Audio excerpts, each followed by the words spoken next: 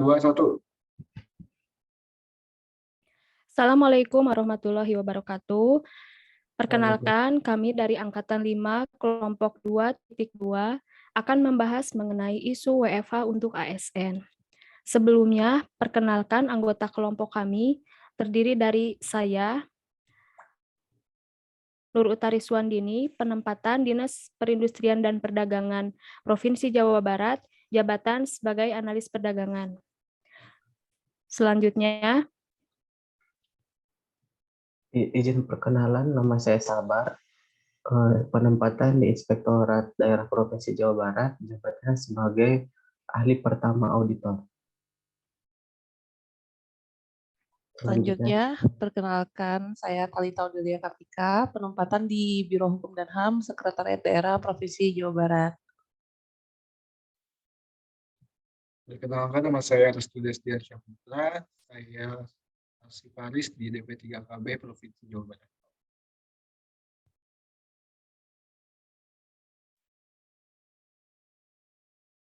baik, terima kasih. Baik, Akang Teteh, mari saja kita mulai untuk pembahasan mengenai isu wacana kebijakan ASN untuk WFH. Kira-kira bagaimana nih tanggapan Akang Teteh mengenai wacana tersebut? Boleh deh dari Teh Odel, barangkali ada masukannya. Oke, terima kasih Teh Utari, moderator. WFH itu kan work from anywhere. Berarti kita bisa bekerja dari mana saja. Tidak terbatas hanya di satu tempat. Kalau menurut saya sih ada pro kontranya pasti. Kalau pro-nya itu ya sebagai ASN yang mendukung profil Smart ASN, kita jadi lebih fleksibel untuk kerja di mana saja, tidak terbatas oleh tempat maupun waktu. Tapi kalau kontranya itu, apakah skema ini bisa diterapkan di skema kerja kita saat ini, yang menuntut kan ASN itu kan fungsi utamanya juga pelayanan dasar ya. Apakah itu efektif diterapkan untuk seluruh ASN? Begitu menurut saya. Saya kembalikan lagi ke moderator Teh Utari. Iya, baik, terima kasih Teh Odel. Barangkali ada tambahan dari Kang Sabar.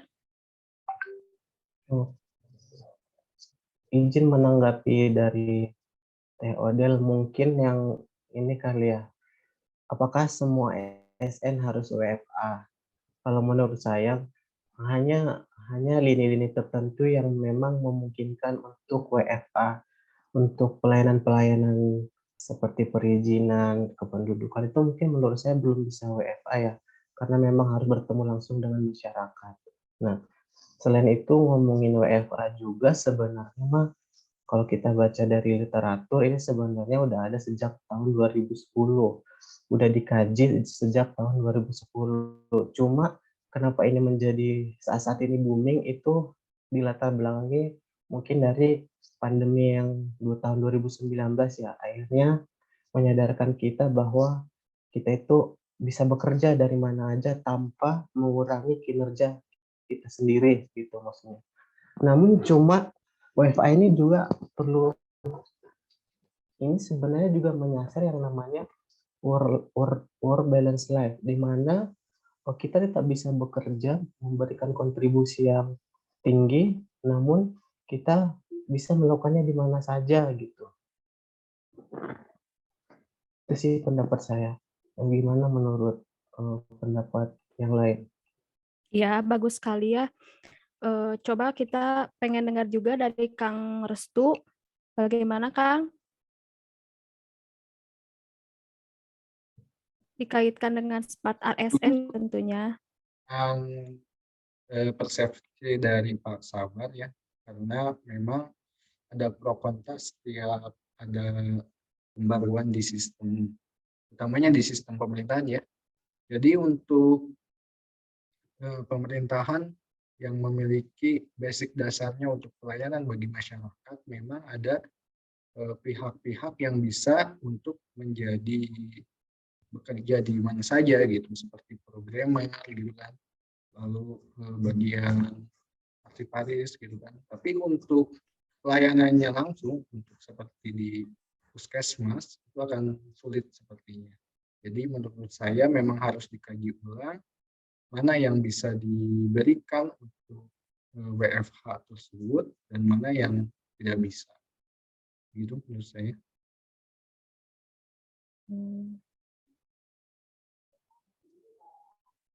Baik, jadi rata-rata seperti itu ya.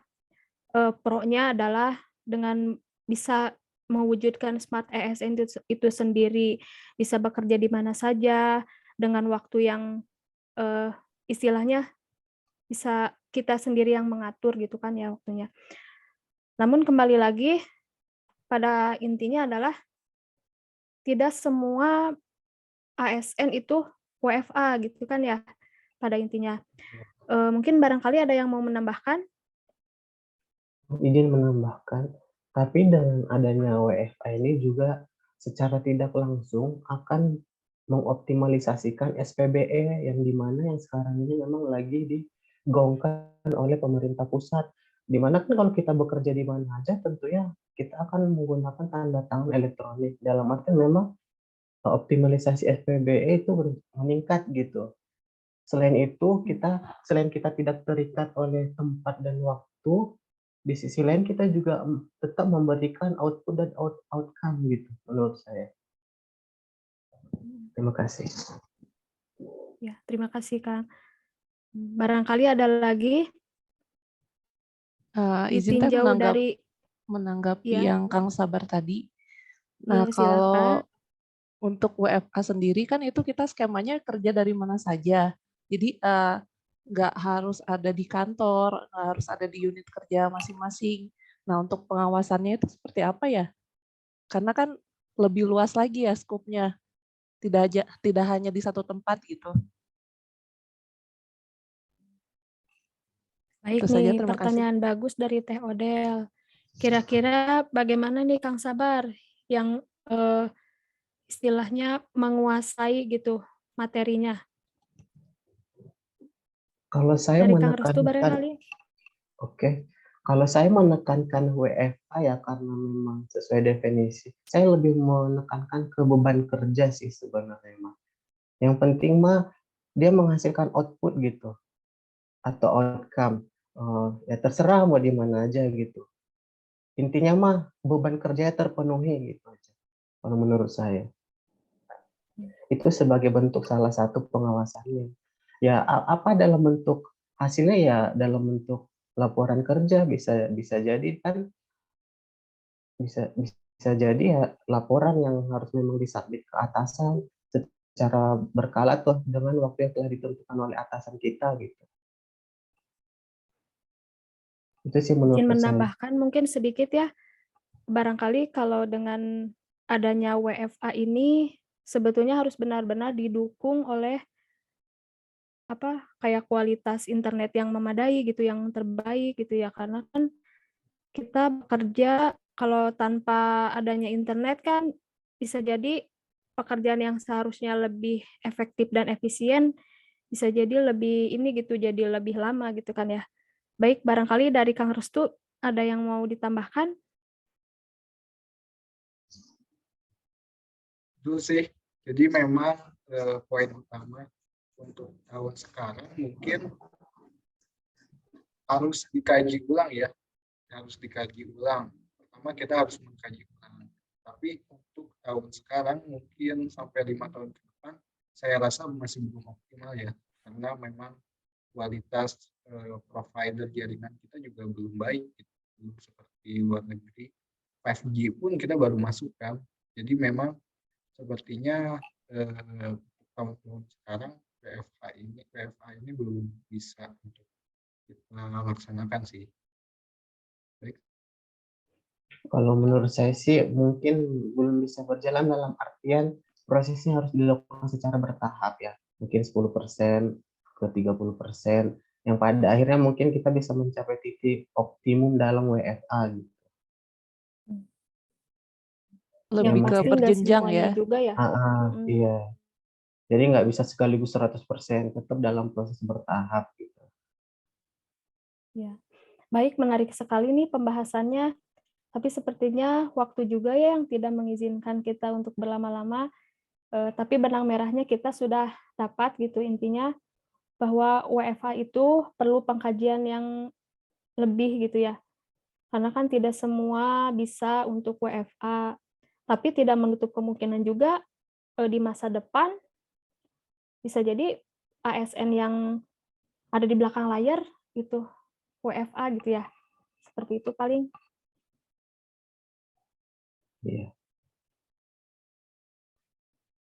Baik, ada yang mau ngasih closing statement barangkali dari Akang Teteh?